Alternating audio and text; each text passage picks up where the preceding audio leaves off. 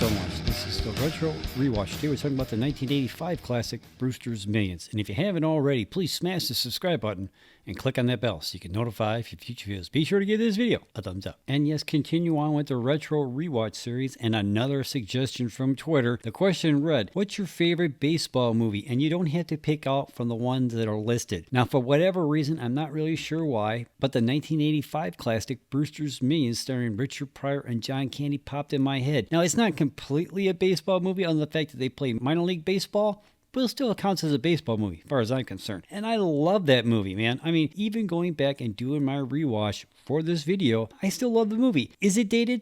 Yes. I mean, but every movie back in the 80s at this point is dated, right? I mean, you don't really hear much about the internet. You definitely don't hear anything about social media back then, right? I mean, it wasn't even a thing. And I thought it was kind of interesting. All you ever saw was stuff about the newspapers and the actual TV news. And that was pretty much it, you know what I mean? So, and I was talking to my brother the other day after watching this movie, and I said, do you really think that they could redo this movie in today's setting? I mean, with the internet, social media, and stuff like that, I don't know whether or not if he could actually pull it off, not anybody finding out that he has to spend this money in 30 days, right? Maybe that's just me. Now, I'm not saying this is like the best Richard Pryor or John Candy movie that I ever seen, but I still enjoyed this movie. This movie was a lot of fun. There's a lot of funny parts in this movie. It was kind of cool to see all the old actors that I have not seen in a long time come into this movie. I mean, Rick Moranis, I mean, he's awesome in this movie. Yakov Smirnoff, the cabbie driver and stuff like that, turned limo driver. I mean, it was cool to see him again. I still love this movie. I don't care what anybody says.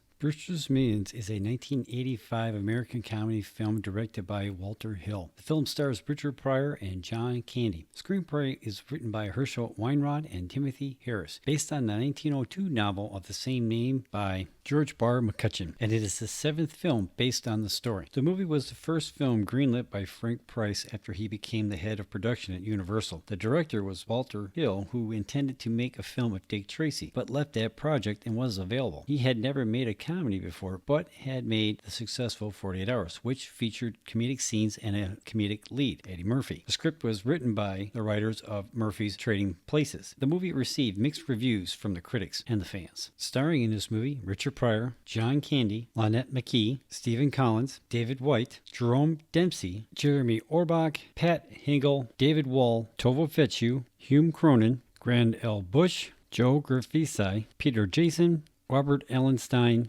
G2 Kabuka, and the great Rick Moranis, just to name a few. Now, currently, Brewster's Millions is sitting with a Rotten Tomatoes score of 35%, with 23 top critics so far reporting it. And the last one to do a review in January of 2020 didn't like this movie at all. I mean, not at all. Now, over on the audience side, it's sitting with a score of 56%, so a little over half of the 25,000 plus fans telling you what they think like this movie. Now, the last fan to do a review of this movie, other than mine right now, was in April of 2022. And he loved this movie. He gave it 5 stars and couldn't stop talking about it. He really loved this movie. I'm one of those fans, but then again, I saw this movie way back a long time ago when I was a kid.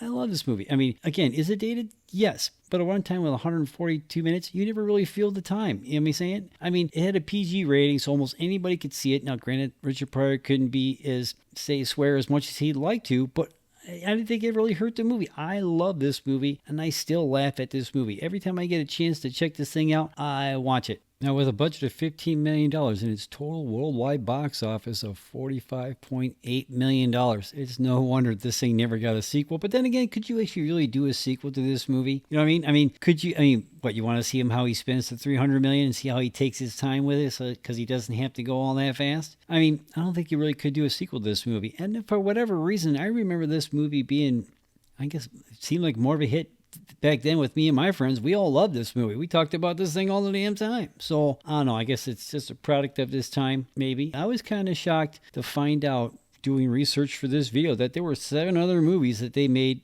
roughly from the same story, from the novel from 1902. I thought that was pretty damn interesting. I mean, kind of makes you want to go back and look at the description for all those movies and see how similar it was to this movie. Or is it just like the same basic scenario? This guy inherits money. He's got to spend an X amount of time in order to get the big money. But I'm kind of curious on how much money that they said they were going to get when it was all said and done. Because like $30 million now would be a lot more money way back then. You know what I mean? So Guess I have to check that out. So at the end of the day, all I can say is I really enjoyed going back and rewatching this 1985 classic. It's a classic as far as I'm concerned. I mean, you got Richard Pryor, John Candy, Rick Moranis. I mean, I love watching them guys on the screen. And granted, Rick Moranis did not have that big of a part in this movie, but he was still hilarious, right? I mean, would be annoying if you actually had someone repeating everything you said behind you, but the bit was funny, right?